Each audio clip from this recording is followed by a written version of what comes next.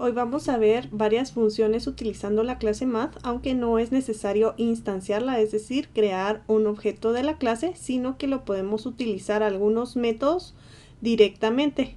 Eso es porque son de tipo static. Recordemos el concepto que vimos en las primeras clases, y es que static permite ejecutar sin necesidad de instanciar. Por eso es que si nos damos cuenta acá, nosotros no estamos poniendo algo como math, algo igual new math.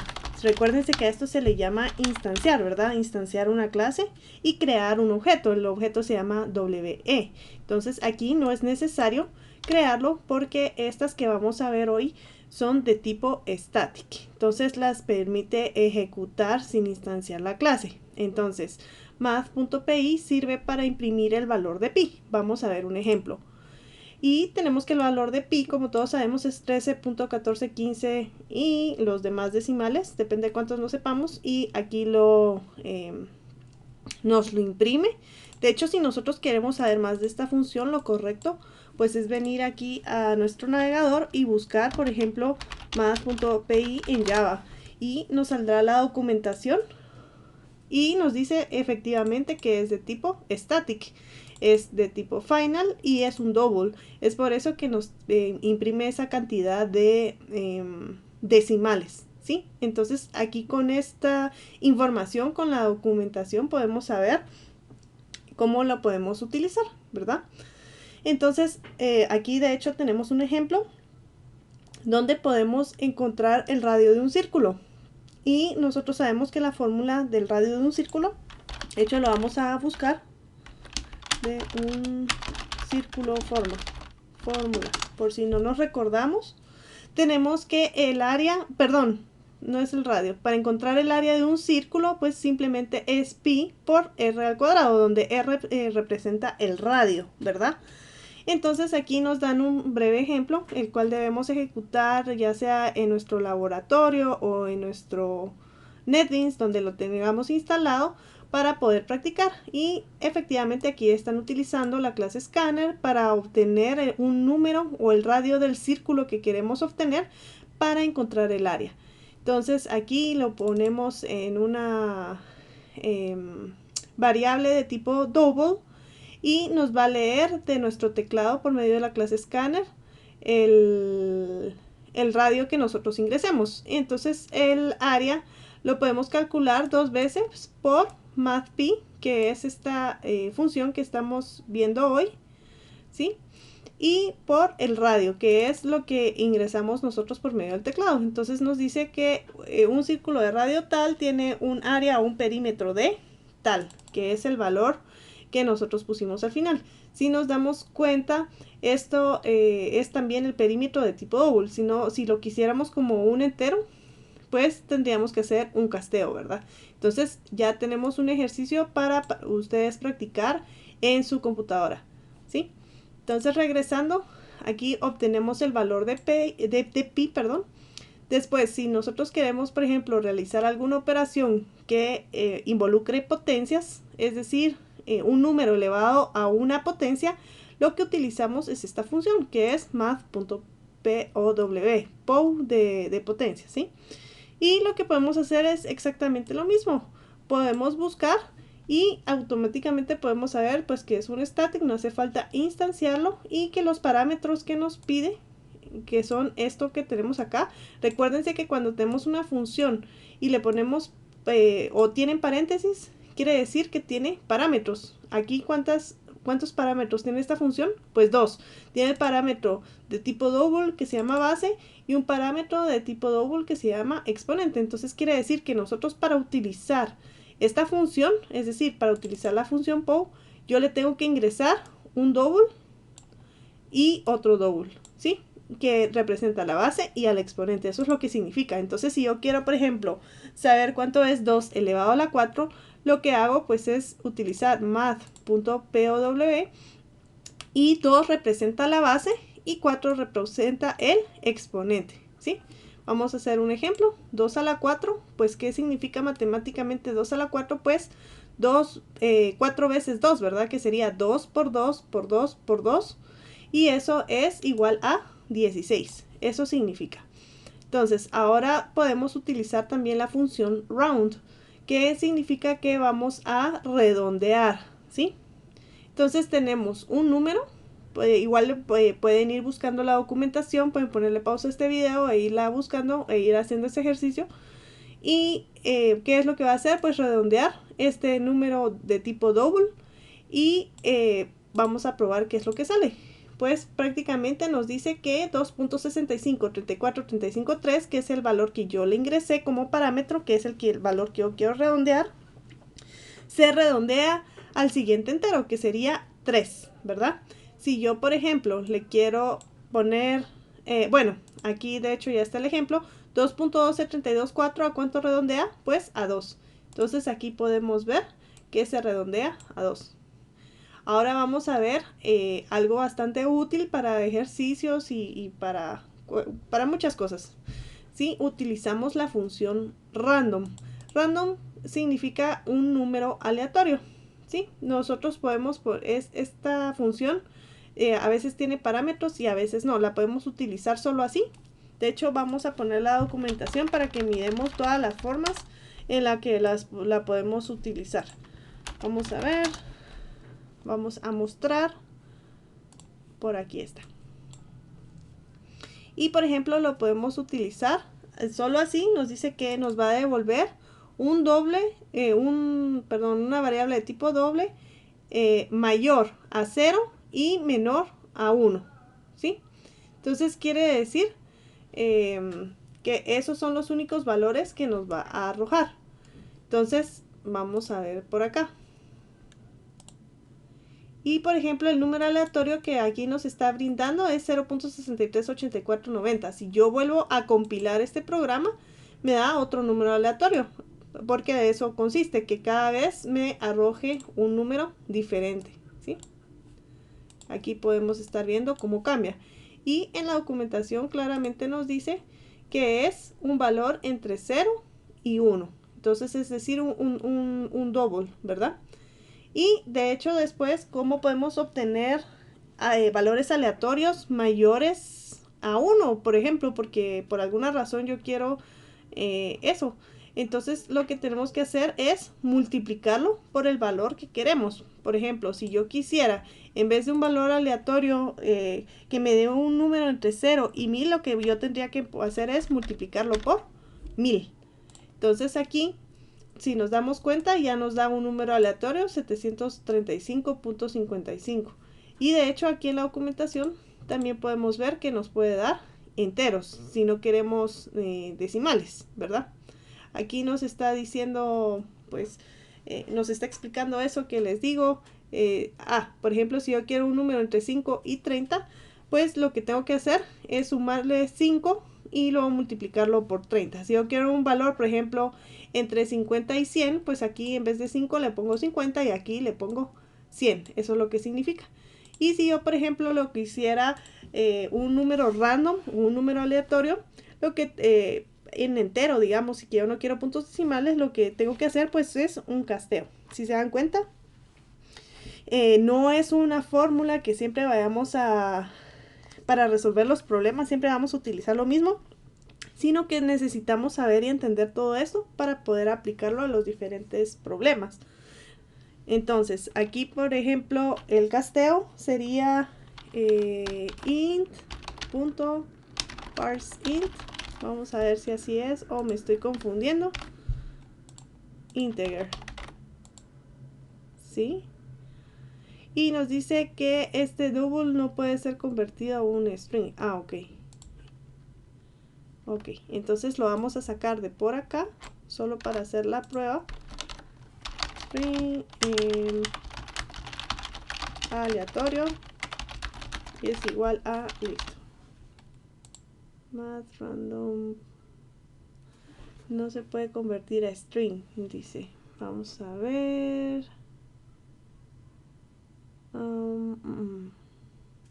Vamos a ver qué pasa si le quito este casteo por acá. Y nos dice que no se puede convertir porque se puede perder los valores. Entonces nos recordamos que hay otro tipo de casteo donde solo se indica aquí al inicio int. Vamos a ver si esto funciona, no estoy segura. Digamos, si no nos funciona una cosa, pues probamos otra. Se recuerdan que yo le había puesto integer.parseInt y que recordemos que habían dos tipos de casteo, que era el explícito y el implícito, y dependiendo del tipo de datos que tuviéramos. Entonces aquí pues utilizamos int. Vamos a ver si esto está funcionando. Lo vamos a poner aquí directamente y vamos a probar. Sí, no necesitamos ni siquiera variable, lo podemos poner o no. Vamos a ver si nos sale. Entonces número aleatorio 0, vamos a ver otra vez. No, siempre lo está tomando como 0. Entonces esto tiene todo el sentido, porque si nosotros le quitamos esto, qué bueno que salió por acá, tenemos que, bueno, tiene como punto decimal.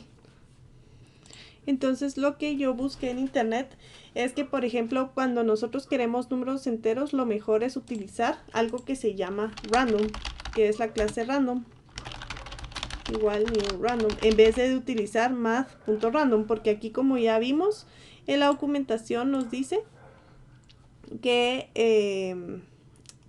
nos da un número a tal número, pero siempre con punto decimal, porque es un tipo double. Digamos, su naturaleza de math.random es un double. Entonces aquí nace cómo hacer las búsquedas, ¿verdad? Digamos, ahorita yo sabía que existía este math.random,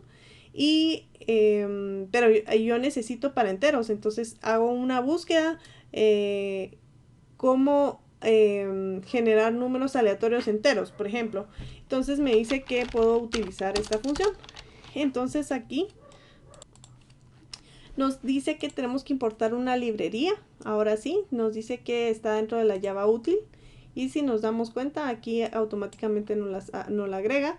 Y aquí es mucho más fácil de utilizar esta función, porque, por ejemplo, en vez de utilizar esta, vamos a hacer otro ejemplo. Aleatorio entero.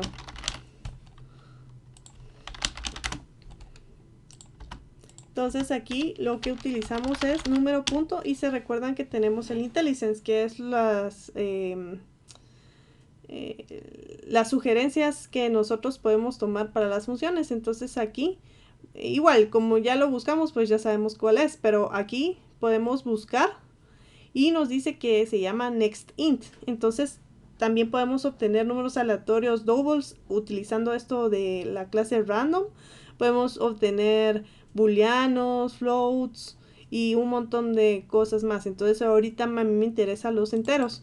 Entonces ahora sí, por ejemplo, vamos para acá, vamos a compilar y nos dice número aleatorio entero. Ahora sí nos está dando un número entero, y si se dan cuenta, aquí ya podemos obtener negativos y positivos. Vamos allá otra vez, tenemos otro, y igual con esta función yo le puedo poner como un límite.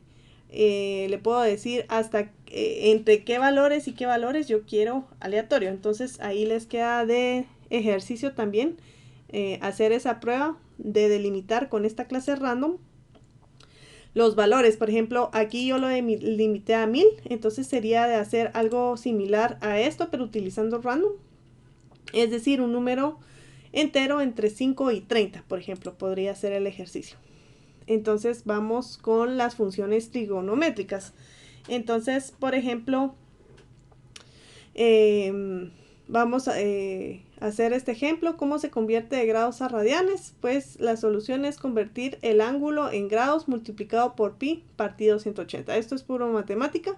Entonces solamente pongo esta como fórmula que ya sabemos, y para convertir un ángulo en grados en radianes. Entonces ponemos el ángulo en grados, esto lo multiplicamos por pi. Ya sabemos que para obtener el valor de la constante pi es utilizar math.pi. Eso lo partimos o lo dividimos en 180 y eso nos va a dar un resultado del ángulo en radianes. Digamos, yo en vez de poner aquí el valor, pues también hubiera podido utilizar el escáner. Digamos que que alguien ingrese el número del ángulo en grados. Y ese sería otro ejercicio para practicar, ¿verdad? Utilizando Scanner, que alguien ingrese y nosotros meter esto en una función, ¿verdad? Y que nos retorne pues el ángulo en radianes y entonces ya damos el ángulo en radianes. Vamos a ver el ejemplo. Entonces, aquí nos dice que el coseno de, perdón, vamos a ver, no, resultado. Dice 6.2831. Entonces, aquí vamos a ver lo que es equivalente a math.pi por 2. Entonces, aquí podemos decir que 360 grados equivale a esto en radianes porque pues hicimos esta fórmula. Entonces, por ejemplo, si yo pongo 180 grados, ¿cuánto sería en radianes? Y pues aquí tenemos la respuesta, ¿verdad? Y así podemos ir probando uno con uno.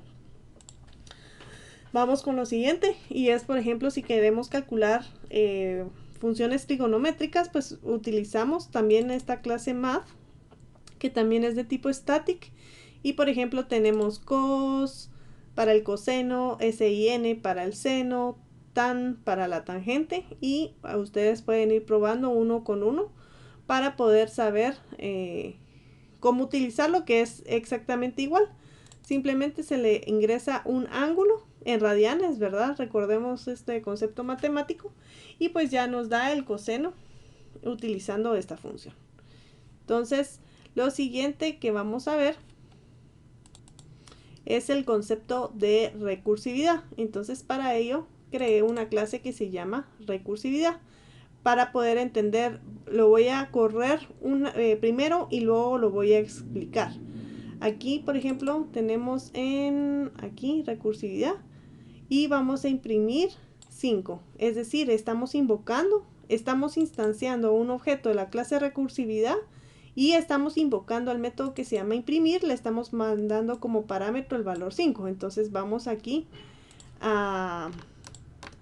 ¿Cómo hice eso? Si se dieron cuenta fue con el teclado. Entonces si yo le pongo control y clic, nos lleva a la clase. Si se dieron cuenta, se resaltó, ¿verdad? Si yo solo pongo aquí el mouse no pasa nada. Si yo pongo control, se subraya, y si le hago clic, nos redirige al lugar. Entonces, yo aquí estoy invocando al método de imprimir y ahorita van a ver lo que hace, ¿sí? Y luego lo explico. Entonces, si yo le doy play aquí, entonces lo que va a hacer es 5, 4, 3, 2, 1, 0. Es decir, yo le ingresé un número y le va restando 1, ¿sí? Por ejemplo, si yo aquí meto 2, ¿qué es lo que me va a imprimir? 2, 1, 0. Si yo le pongo 10,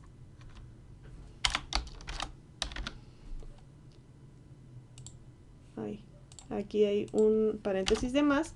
Si yo le pongo 10, me va a imprimir del 10 al 0, ¿sí? Entonces, ¿cómo hice eso? Pues por medio de este concepto de recursividad. Entonces, ¿qué es? Ay, perdón. Sí. Nada, no es nada. Entonces, aquí tenemos un método de tipo public y void. Recordemos que nos sirve cuando no queremos regresar nada. Es decir, este tiene un parámetro, es decir, tiene una entrada, pero no tiene salida. Lo vamos a diagramar para que sea más entendible. Entonces,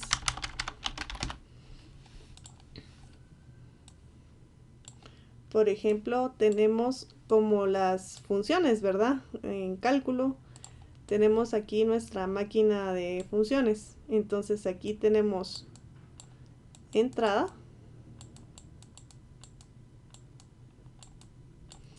y aquí tenemos una salida y aquí tenemos una función. Entonces, digamos, esta función se llama imprimir. ¿Y qué es lo que tiene de entrada? Pues un entero, ¿sí? Un entero que se va a llamar, digamos, la variable de entrada es una x, ¿verdad? Pura las funciones de matemáticas de cálculo, esto es exactamente lo mismo. ¿Y cuál es la salida? Pues es un void. quiere decir que aquí no tenemos una salida como tal, digamos, no nos está devolviendo una variable. ¿Qué pasa, por ejemplo, cuando yo tengo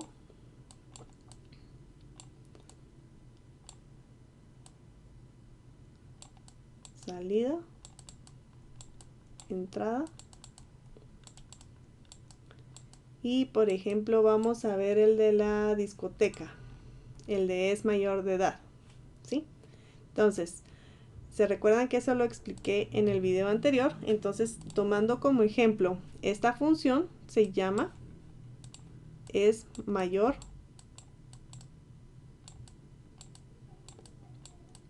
de edad.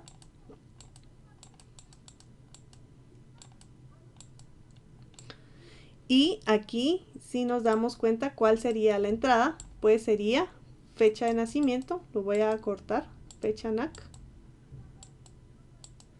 Y es de tipo string, es decir, es una cadena y el nombre de la cadena se llama fecha de nacimiento. Y aquí sí tenemos una salida, es un boolean. ¿Y a qué me refiero con esto de entradas y salidas? Quiere decir que esta función solo va a admitir, digamos, la entrada de cadenas, es decir, de textos, ¿sí? Aquí quiere decir que yo le puedo poner hola y me va a regresar verdadero o falso. Eso es lo que significa. Aquí yo le puedo poner cualquier texto. Eso es lo que significa un string y siempre esta función me va a devolver verdadero o falso. Y eso se demuestra aquí porque es de tipo boolean. Entonces regresemos a la de arriba. Por ejemplo, esta es una función de tipo void y el tipo void significa que no es de ningún tipo, que no regresa nada. Digamos que es como una función cerrada, ¿sí? ¿Y qué recibe? Pues un entero. ¿Y qué es un entero? Pues los números enteros, ¿verdad? Solo que en vez de yo ponerle específicamente el número, pues lo estoy poniendo en función de, así como en mate, en función de una variable. Y puede haber funciones que necesiten más parámetros como variable. Digamos, aquí estamos viendo que el parámetro es 1. Aquí estamos viendo que el parámetro es 1. ¿Sí? Pero puede haber 2. ¿Y cómo lo separamos? Por medio de una coma. Y pueden ser tipos diferentes, es decir, puede ser un parámetro de tipo entero y un parámetro de tipo string, o 2 parámetros entero, o 3 tipo string, etc. Pero lo que yo quería reforzar era el concepto de void, ¿sí? Entonces quiere decir que aquí no va a retornar nada, va a ser algo, pero no lo va a retornar. Digamos, nosotros no lo tenemos que recibir como acá, digamos, sino que aquí hace algo y lo hizo y ahí se queda. En cambio acá hay una entrada y hay una salida, hay un producto, hay una devolución de datos, ¿sí? Entonces, regresando.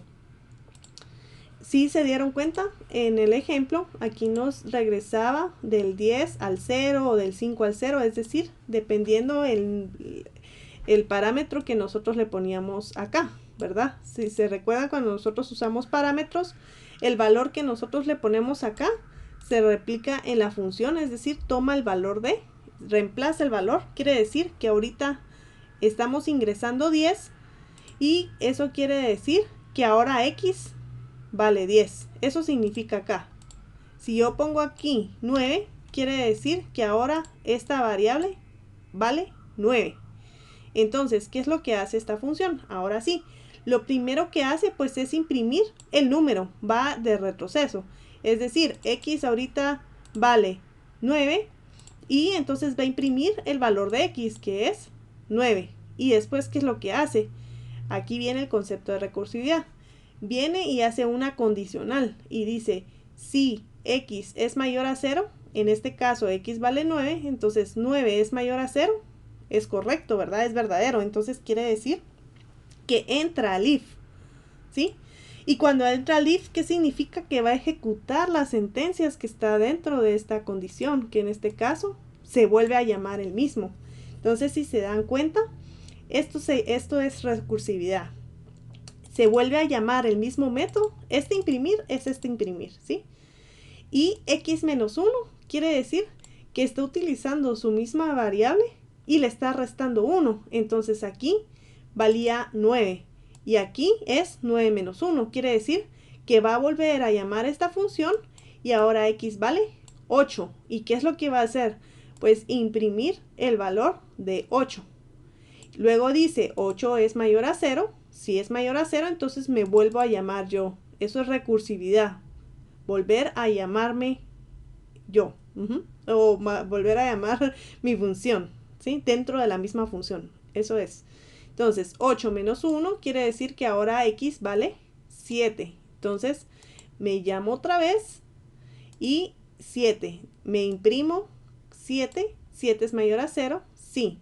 7 menos 1 es 6. Y así sucesivamente. Y entonces, ¿qué pasa? Cuando aquí vale 0, digamos que tenemos 1, digamos ya pasamos todo y ahora esta x vale 1. 1 menos 1 es 0. Entonces vuelve a llamar a la función imprimir, ¿sí? Entonces, ¿cuánto vale x? Vale 0. Imprimo 0 y 0 es mayor a 0. No. Entonces, ¿qué es lo que hace? Pues termina, ya no me vuelvo a llamar y ahí se termina la función y por eso imprime del número hasta el 0, ¿sí? Entonces, cosas que tenemos que tener cuidado con la recursividad, pues que no se quede enlupado. ¿Qué es esa definición tan rara? Enlupar, digamos, es que lastimosamente no hay como una traducción al español, porque en inglés se dice loop, que es como un ciclo sin fin, tal vez esa sería la traducción correcta. Y entonces en español le pusimos ese concepto o esa palabra de enlupar, que en realidad no existe, ¿verdad? Pero es un término para decir se queda enlupado a algo que no tiene un final, ¿sí? Entonces, ¿qué pasa cuando una función recursiva se enlupa? Pues lo que pasa es que se gasta la memoria y tira un stack overflow, ¿sí? Y de ahí viene la famosa página de resolución de dudas, stack overflow, ¿sí? Eso ya es estructura de datos, pero quiere decir que se termina la memoria, así en términos muy simples para no dar mayor explicación. Y entonces se bloquea el programa porque es al infinito, ¿verdad? Prácticamente eso significa. Por ejemplo, si yo aquí no tuviera esta condición, esta es la condición que hace que tenga un fin. Porque va verificando, va a terminar cuando sea 0. Esto significa, ¿verdad? Pero ¿qué pasa si yo quito esta condición? De hecho, lo vamos a compilar para que ustedes miren. ¿Sí? ¿Se dan cuenta? Empieza a escribir y empieza a hacer un montón de cosas, ¿sí? Y como no tiene condición, viene y hace un stack overflow, ¿sí? Aquí podemos ver los números. Aquí arriba, vamos a ver, aquí. Miren, era lo que les decía. Hay un loop, ¿verdad? Se quedó enlupado. De ahí es donde viene la expresión. Y vamos a ver dónde tiene el stack overflow. No sé si esa era la palabra. O antes salía stack overflow. Me recuerdo que era el error. Ok. Bueno, independientemente sea esto un stack overflow o no. Si se dan cuenta, esta es la condición que hace que tenga un fin la recursividad. Entonces se la vamos a poner y ahí ya tiene un final, ¿verdad? Entonces vamos con otro ejemplo del concepto de recursividad. Y este es el concepto de factorial. Entonces aquí tenemos una función que recibe enteros y de salida devuelve enteros. Entonces vamos otra vez a nuestra máquina de funciones. Entonces en este caso recibe int número y devuelve un int. Esa es la salida. Entonces, ¿cuál es el concepto de factorial? Pues así a grandes términos, se recuerdan que cuando tenemos n factorial o n exclamación, se refiere a n factorial. Y esto prácticamente es pues la multiplicación de n por n menos 1, por n menos 2, etcétera, ¿verdad? Entonces, a cada valor de n hasta llegar a 1, ¿verdad? Entonces, por ejemplo, ¿cuál sería el factorial de 4? Que sería 4, vamos a ponerlo por aquí, 4 factorial. Pues prácticamente es 4 por 4 menos 1, por 4 menos 2, por 4 menos 3, por 4 menos 4. ¿Que esto a qué es equivalente? Pues decir a 4 por 3, por 2, por 1. Perdón, aquí este no es. ¿Sí? ¿Sí? Entonces de aquí van 1, 2, 3, 4 veces. ¿Sí? Entonces, ¿cómo podemos hacer esto en Java? Pues prácticamente pues tenemos un número que en este caso sería el 4. Lo vamos a tener por acá. El factorial de 4 es 24, porque efectivamente 3 por 4 por 2 por 1 son 24. Entonces ese es el concepto de 4 factorial. Entonces, regresando, ¿qué es lo que tenemos que hacer? Pues prácticamente tenemos al número, que es nuestro parámetro, que en este caso vale 4 inicialmente. 4 es mayor a 0, que es esto que lo que yo estaba haciendo acá. 4 es mayor a 0, sí. Entonces tenemos un valor y sería el número, que en este caso es 4, por factorial, que es decir, esta misma función, y número menos 1. En este caso sería 4 menos 1, entonces viene y se vuelve a llamar. Entonces este es el concepto de recursividad, ¿sí? Aquí adentro de su misma función se vuelve a llamar a él mismo. Entonces vuelve a decir, bueno, el número en este caso sería 3, ¿es mayor a 0? Sí. Entonces ahora sería 3 por factorial de 3 menos 1, 2, y vuelve a llamarse, ¿sí? Y aquí ya vamos 4, 3, 2, y ahora vamos con 1. Entonces digamos, 1 es mayor a 0. 1 es mayor a 0, sí. Entonces, int valor, bueno, número por factorial de 1 menos 1. Entonces se vuelve a llamar. 0 es mayor a 0, no. Entonces aquí vuelve como el programa a su inicio, que era cuando estaba en 4. Entonces ahí va, si se dan cuenta, aquí va retornando el valor. Entonces aquí nos va a retornar al final toda esta multiplicación que hizo. Es decir, 4 por 4 menos 1 que hizo, por 4 menos 2, por 4 menos 3, que es hasta donde quedó, que es 1 mayor a 0, ¿verdad? Y que ya no se metió a esta condición. Entonces va a ser 4 por 3 por 2 por 1. ¿Y qué es lo que va a retornar? Pues 24, que es el valor que está acá. Este ejemplo sí es un poco más complejo que este, pero les prometo que les voy a enseñar una forma de verlo visualmente, por si no me cacharon ahorita lo que les dije. Entonces, ¿qué es lo que vamos a hacer? También vamos a ver el concepto de debuguear. Perdón por las palabras, pero es algo muy común utilizarlas.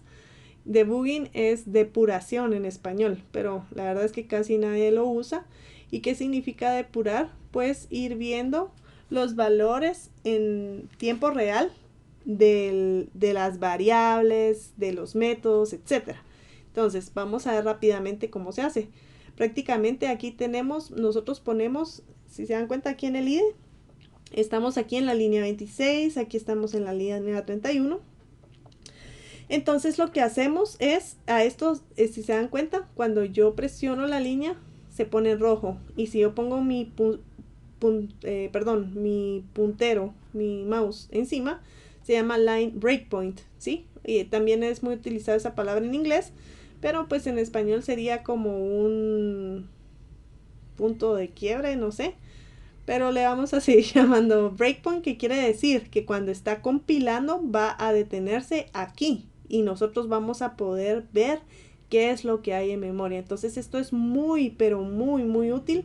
Si ustedes saben utilizar esto y están aprendiendo con esto que les estoy enseñando, van a poder encontrar errores y saber por qué algunas cosas no les salen. Entonces esto es clave para el curso. Saber debuguear o saber depurar es importante para poder aprender y poder saber dónde estamos fallando. Entonces, ¿cómo se utiliza? Bueno, pues ponemos en la línea el breakpoint porque yo quiero que pare acá y me voy aquí a debug y le doy en ¿qué? Debug project. No le vamos a dar a play, ¿sí? Porque play corre el proyecto, es decir, lo compila, pero no para en los lugares que yo quiero. En cambio, el debug sí para en los lugares donde yo quiero. Entonces, por eso le doy debug o control F5 si estamos en Windows. Y miren, lo que hace es que ya ejecutó, digamos, en compiladores van a ver, bueno, yo creo que ustedes no vean compiladores, pero se va a ver más a detalle esto, pero prácticamente como se compila un programa, pues es de arriba para abajo, al menos aquí en Java.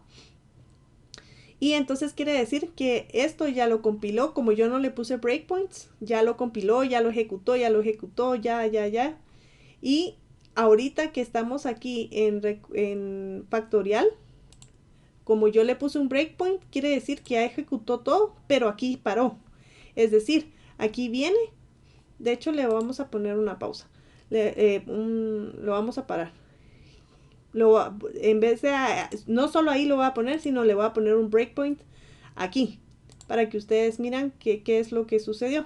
Entonces yo le doy aquí debug, y lo que hace, si se dan cuenta, es ya ejecutó todo esto. De hecho lo podemos ver en el output, que ya ejecutó todo esto, pero no ha ejecutado lo demás, ¿verdad? Entonces lo que se hace es aquí tenemos varias funcionalidades, ustedes las pueden ir probando más a detalle. Está step over expression, step into. Entonces, si yo quiero ir adentro de una función, utilizo step into. Si yo quiero pasar de largo, es decir, no quiero entrar a esta función, puso esto. Ahí lo van a ver más a detalle. Entonces, aquí no importa qué es lo que presionemos, porque como aquí yo tengo este breakpoint, sí o sí va a ir a este lado del código, ¿sí? Es como para que no se nos pase o donde nosotros queremos evaluar los valores. Entonces va. Quiere decir que aquí yo le doy acá y si se dan cuenta se vienen aquí a mi función factorial. Entonces, ¿qué es lo que viene en número? Miren, aquí nos está diciendo que en número, la variable número vale 4, que es el valor que nosotros le pusimos por acá, ¿verdad? Entonces, gracias a este método de depuración, nosotros podemos ver los valores de las variables y ver cómo van cambiando. Entonces, aquí le voy a dar step over para ver. Miren, número es igual a 4, ¿es mayor a 0? Sí, entonces quiere decir que entró aquí en el if. Si se dan cuenta, si no hubiera entrado, digamos, si este resultado hubiera sido falso, lo que hubiera hecho era venirse aquí al else y hacer un return 1. Por ejemplo, lo vamos a ver. Por ejemplo, si yo pongo aquí 1 y yo le quito acá, no se va a parar acá, sino que va a venir hasta acá. Entonces le vamos a dar debug y lo van a ver. Miren, no hizo la parada que le habíamos puesto acá porque le quitamos el breakpoint. Entonces aquí, número vale 1.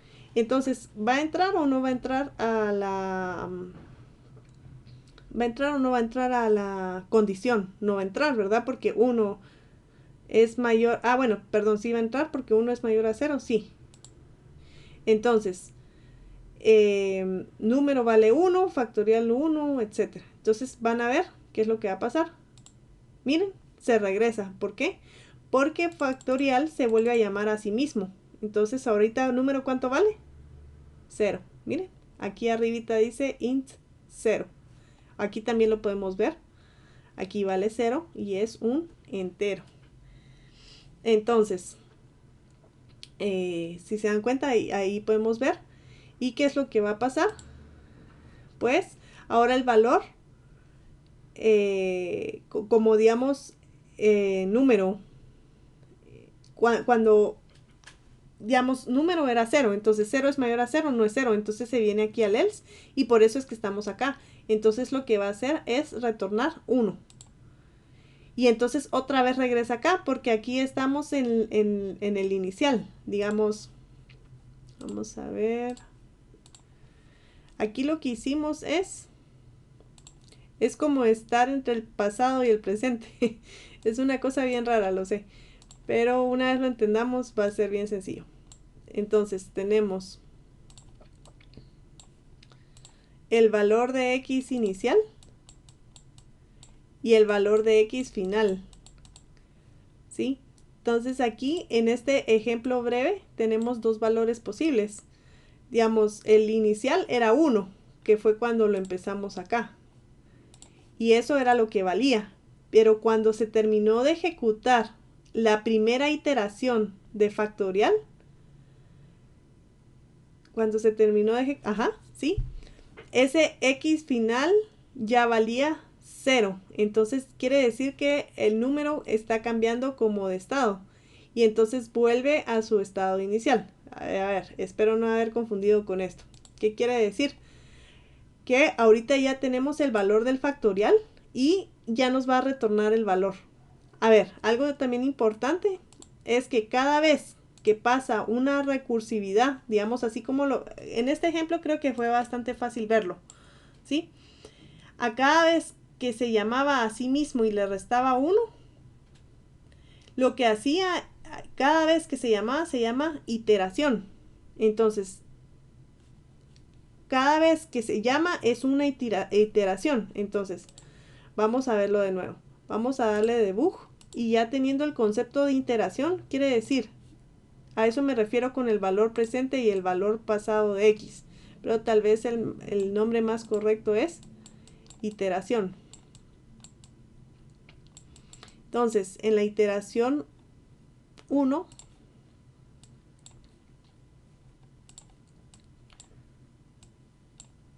vamos a ver, iteración 2, ¿sí? Entonces, en la iteración 1, vamos a ver, y aquí es lo que valía x. Aquí está.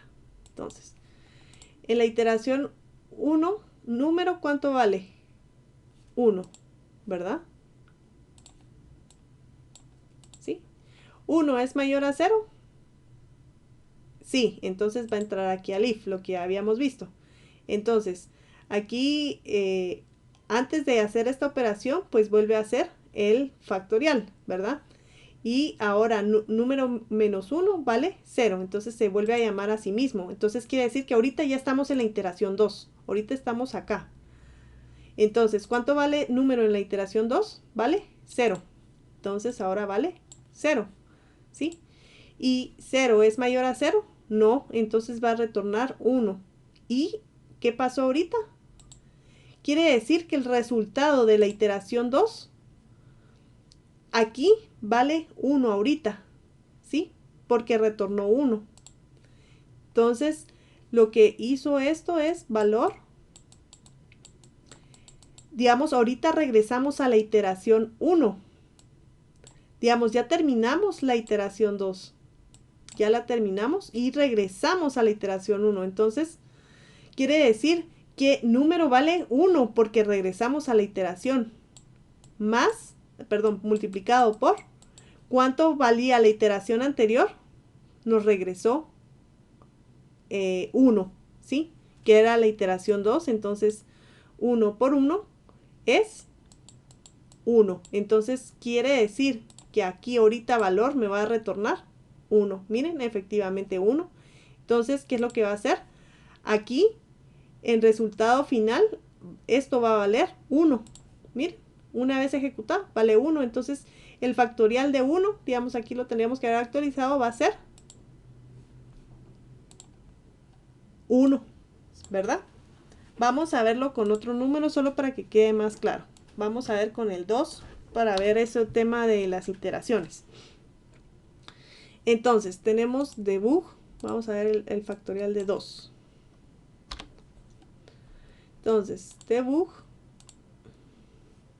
Entonces, ahorita en la iteración, vamos a borrar acá. Esto va a tener 3 iteraciones, ¿verdad? Eso significa. Va a tener 3 iteraciones. ¿Y cómo lo sé? Pues porque sé cómo se saca el factorial, ¿verdad? Y es lo que acabamos de ver. Entonces está la iteración 1, la iteración 2 y la iteración 3. Y aquí lo que tenemos pues son los valores de X al terminar las iteraciones. Entonces, la iteración 1, ¿cuánto vale número? Pues ahora número vale 2. De hecho lo vamos a poner para acá. Y esto lo vamos a poner para acá. ¿Sí? Entonces, vamos a minimizar. Aquí está. Entonces, ¿cuánto vale? Aquí está. ¿Cuánto vale el número? Pues ahorita vale 2. Esta es la iteración número 1. Entonces, ¿qué es lo que va a hacer? Volverse a llamar a sí mismo, pero ahora es 2 menos 1. Es decir, en la iteración 2, X vale 1. ¿Sí? Aquí también lo podemos ver. X vale 1. ¿Sí? Y ahora va a volver a llamar y va a ser 1 menos 1, que es 0. Vuelve a llamar. ¿0 es mayor a 0? No.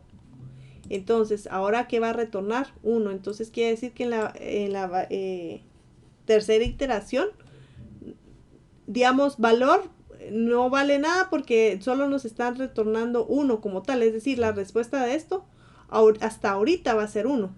Entonces, ¿qué es lo que va a hacer? Ahora ir de atrás para adelante. Entonces, ahorita tenemos 1 por 1. ¿Cómo sé eso? Pues miren, aquí, cuando yo le doy siguiente, miren, número vale 1, que es este número ahorita es de la segunda iteración y el resultado de factorial me dio 1. Ahorita estamos yendo de atrás para adelante y antes íbamos de adelante pues para el futuro y ahora vamos del futuro para el pasado, ¿sí? Entonces, 1 por 1 quiere decir que valor ahorita vale 1 otra vez, ¿sí? Y entonces vamos a regresar acá. Quiere decir que ahorita estamos en la iteración 1. Ahora, ¿cuánto vale número? Número vale 2. ¿Sí? Porque ahora estamos en la iteración 1, entonces número vale 2. ¿Y cuánto vale factorial? Pues vale 1. Entonces va a ser 2 por 1. ¿Y cuánto va a valer el valor? 2. Entonces, ¿qué va a retornar el factorial? 2. ¿Sí? Entonces aquí tenemos el output y tenemos, bueno, ahorita lo voy a imprimir, 2 y listo. El factorial de 2 es 2. Entonces, ustedes también de tarea van a hacer este ejercicio de las iteraciones, pero con un número más grande, para que ustedes noten y puedan comprender esto que les acabo de explicar. Y aquí lo dejaríamos por el día de hoy.